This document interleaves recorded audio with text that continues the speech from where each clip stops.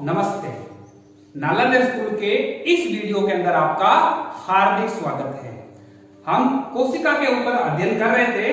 इससे पहले हमने 3 वीडियो क्या कर लिए, कंप्लीट कर लिए, जिसके अंदर हम कोशिका झिल्ली के बारे में भी पढ़ चुके हैं और कोशिका द्रव्य के बारे में भी पढ़ चुके हैं। आज हम पढ़ेंगे तीसरा पॉइंट, किसकी, केंद्रक के बारे में। किसके बारे में, केंद्रक के बारे में, जो क्या है, कोशिका की संरचना का तीसरा इंपोर्टेंट भाग है।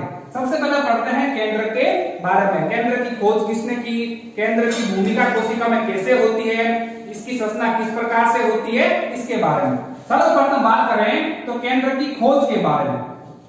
केंद्र की खोज के बारे में, केंद्र की खोज हुई थी सन 1831 के अंदर। कब हुई थी, 1831 के अंदर हुई थी। इसकी खोज की थी रॉबर्ट हुक नहीं, रॉबर्ट ब्राउन। रॉबर्ट हुक ने किसकी खोज की थी, कोशिका की खोज की थी। यहाँ कौन है, रॉबर्ट ब्राउन।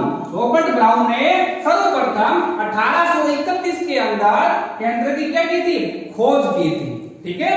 दूसरा पॉइंट पढ़े, केंद्र की संरचना कैसे होती है। केंद्र की संरचना होती है गोलाकार और अंडाकार। गोलाकार और अंडाकार।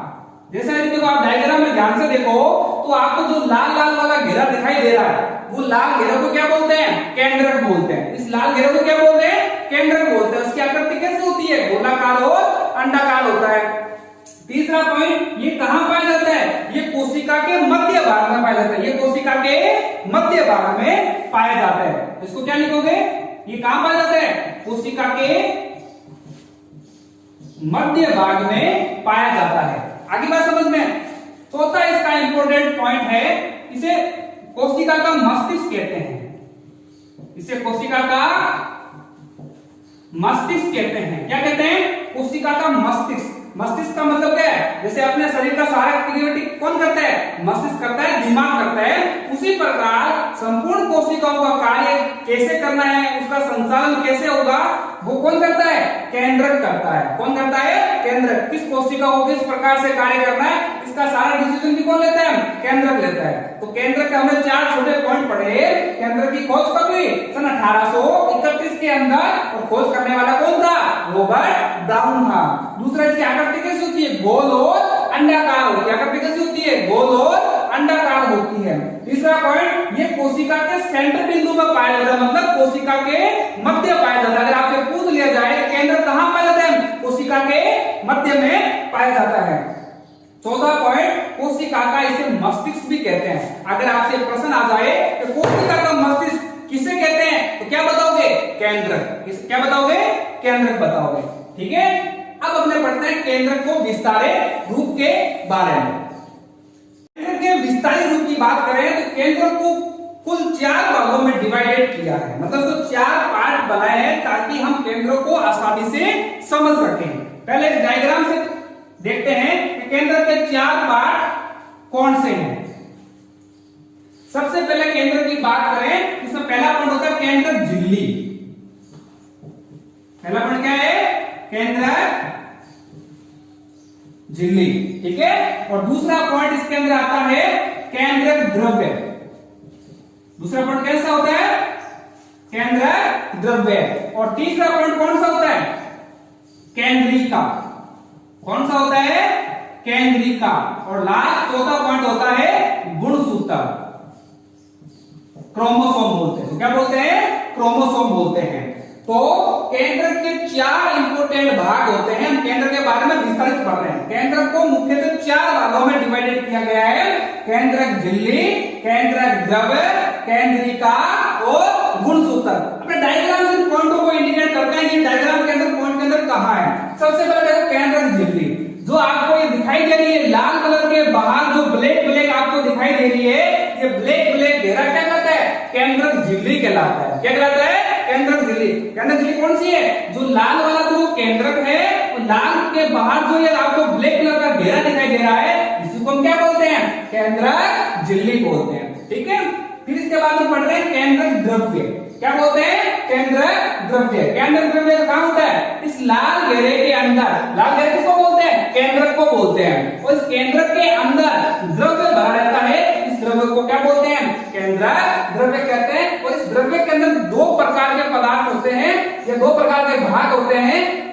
का वो गुणसूत्र।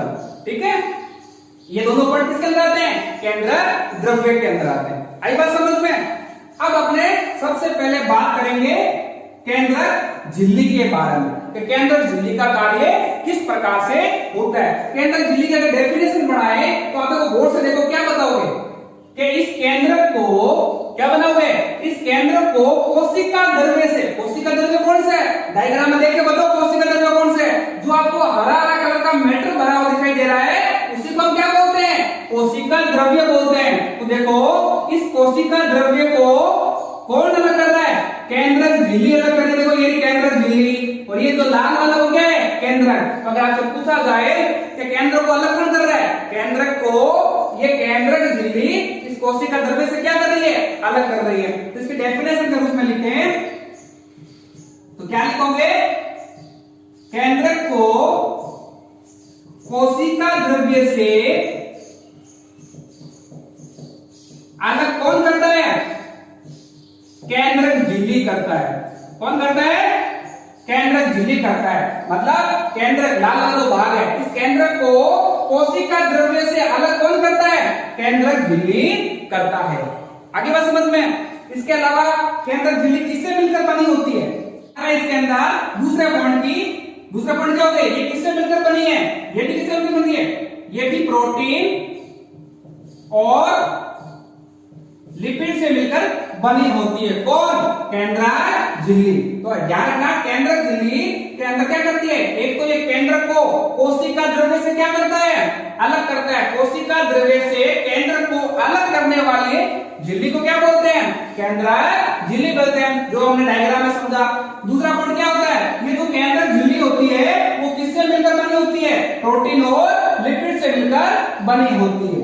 आई बात समझ में? अगर आपसे पूछ दिया जाए कि केंद्रक झिल्ली किससे मिलकर बनी है तो क्या बताओगे? प्रोटीन और लिपिड के। इसके बाद देखो तीसरा पॉइंट, केंद्रक झिल्ली जो पाई जाती है, केंद्रक झिल्ली जो पाई जाती है एक तरह से वो दोहरी आवरण होती है। आप डायग्राम में ध्यान देखोगे तो इसके भीतर वो डेफिनेशन दिखाई दे रही है। मतलब जो केंद्रक झिल्ली है वो होती है दोहरी।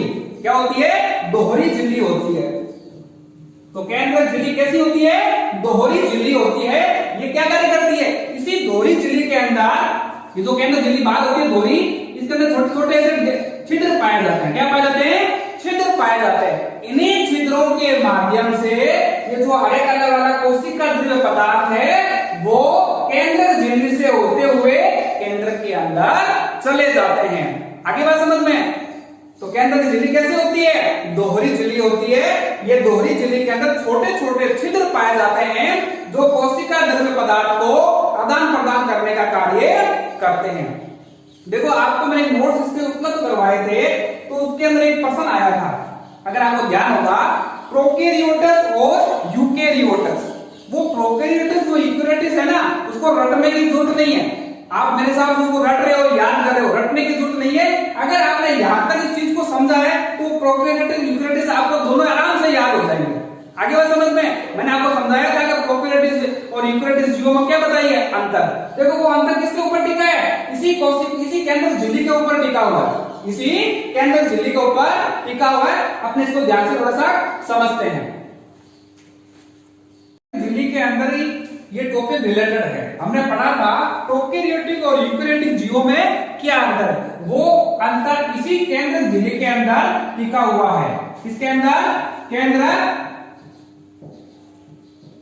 झिल्ली के अंदर। अब देखो प्रोकैरियोटिक ऐसे जीव जिनके अंदर ये केंद्रक झिल्ली नहीं पाई, जो ब्लैक वाले आपको झिल्ली दिखाई दे रही है इसको हम क्या बोलते हैं? केंद्रक झिल्ली बोलते हैं। क्या बोलते हैं? केंद्रक झिल्ली बोलते हैं। जिन जीवों के अंदर ये केंद्रक झिल्ली नहीं पाई जाती है ऐसे जीव क्या कहलाते हैं? प्रोकैरियोटिक जीव कहलाते हैं। क्या कहलाते हैं? प्रोकैरियोटिक। कहने का मतलब क्या है? जो इसके अंदर केंद्रक में जो पदार्थ भरा होता है, केंद्रक के अंदर जो पदार्थ भरा होता है वो विदाउट झिल्ली का होता है। मतलब उसके अंदर केंद्रक झिल्ली नहीं पाई जाती है। तो प्रोकैरियोटिक में डेफिनेशन क्या लिखोगे? कि ऐसे जीव जिनके अंदर केंद्रक झिल्ली कहां होती है? केंद्रक के बाहर। ऐसे जीव जिनके अंदर केंद्रक झिल्ली नहीं पाई जाती है, नहीं पाई जाती है, ऐसे जीवों को प्रोकैरियोटिक जीव बोलते हैं। क्या बोलते हैं? प्रोकैरियोटिक जीव, मतलब उनके अंदर केंद्रक झिल्ली नहीं पाई जाती है। जो केंद्रक पदार्थ होता है, जो केंद्रक द्रव्य होता है, वो बिना केंद्रक झिल्ली के उपस्थित होता है, मतलब केंद्रक झिल्ली नहीं पाई जाती है। अर्थात कोई भी पदार्थ है वो आसानी से कोशिका द्रव्य से केंद्रक तक आदान प्रदान हो सकता है। अगर झिल्ली होती तो उसको क्या कर लेता? रोक लेती। ऐसे जीव कौन से हो सकते हैं? एग्जाम्पल, नीलहरि शैवाल। नीलहरि शैवाल ऐसे जीव हैं जिनके अंदर केंद्रक झिल्ली नहीं पाई जाती है। आगे बात समझ में, ये जो सूक्ष्म जीव है इनके अंदर वो केंद्रक झिल्ली नहीं पाई जाती है। अब बात करते हैं यूकेरियोटिक। यूकेरियोटिक का विपरीत है कि ऐसे जीव जिसके अंदर ये केंद्रक झिल्ली उपस्थित होती है, ऐसे जीव जिसके अंदर ये केंद्रक झिल्ली उपस्थित होती है, वो सारे के सारे जीव क्या कहलाते हैं? यूकेरियोटिक जीव कहलाते हैं। इसकी डेफिनेशन क्या लिखोगे? ऐसे जीव जिनके अंदर केंद्रक झिल्ली उपस्थित होती है। क्या लिखोगे? उपस्थित होती है। वो सारे के सारे जीव क्या कौन सी श्रेणी में आते हैं? यूकेरियोटिक जीव आते हैं या यूकेरियोटिक जीव कहलाते हैं। मतलब इसके अंदर केंद्रक झिल्ली पाई जाती है और केंद्रक झिल्ली के अंदर जो केंद्रक पदार्थ होता है, केंद्रक झिल्ली के अंदर जो केंद्रक पदार्थ होता है वो झिल्ली से क्या होता है? अलग होता है। मतलब जल्दी से कोशिका द्रव वाला पदार्थ केंद्रक के अंदर आ नहीं सकता। क्यों? क्योंकि उसके बीच में कौन सी झिल्ली होती है? केंद्रक झिल्ली होती है। जिसमें केंद्रक झिल्ली होती है वो सारे के सारे यूकेरियोटिक जीव है। हम भी क्या कहेंगे? यूकेरियोटिक जीव कहलाएंगे। एग्जाम्पल के रूप में क्या लिखोगे कि नीलहरि शैवाल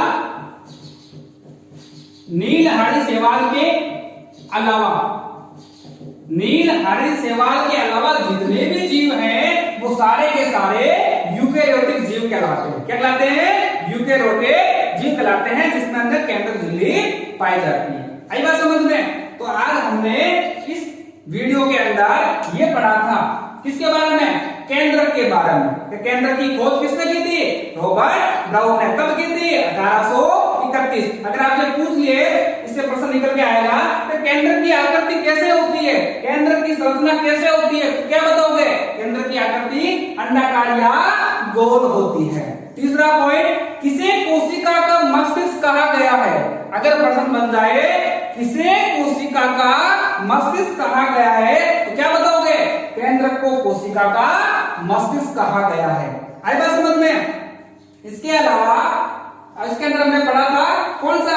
एक प्रोकैरियोटिक और यूकेरियोटिक जीवों के बारे में। ऐसे जीव जिसमें ये कोशिका झिल्ली नहीं पाई जाती है वो सारे के सारे जीव क्या कहलाएंगे? प्रोकैरियोटिक, जैसे नीलहरि शैवाल। और जिसके अंदर ये झिल्ली पाई जाती है, अर्थात जो केंद्रक वाला पदार्थ है वो झिल्ली से क्या रहता है? अलग रहता है, तो वो सारे के सारे जीव क्या कहते हैं? यूकेरियोटिक जीव कहलाते हैं।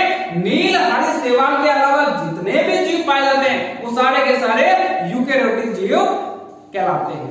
आई बात समझ में? तो देखो, आपको प्रोकैरियोटिक यूकेरियोटिक रटने की जरूरत नहीं है। अगर आपने केंद्रक झिल्ली याद है तो आप ऑटोमेटिकली प्रोकैरियोटिक और यूकेरियोटिक में क्या कर सकते हो? डिफाइन कर सकते हो, अंतर निकाल सकते हो। आई बात समझ में? तो देखो, इसको यहां तक उतारना कॉपी में और लिखना और याद भी करना साथ साथ में। जब तक कॉपी में आप नोट नहीं करोगे तब तक आपका ज्ञान स्थायी नहीं हो पाएगा। केवल पढ़ने से या वीडियो को केवल देखने से आपके अंदर वो चीज याद नहीं होगी। साथ में कॉपी पेन होना अनिवार्य है ताकि छोटे छोटे चीज आप उतार पाओ। उतारने से आपका ज्ञान पूरा स्थायी हो जाए।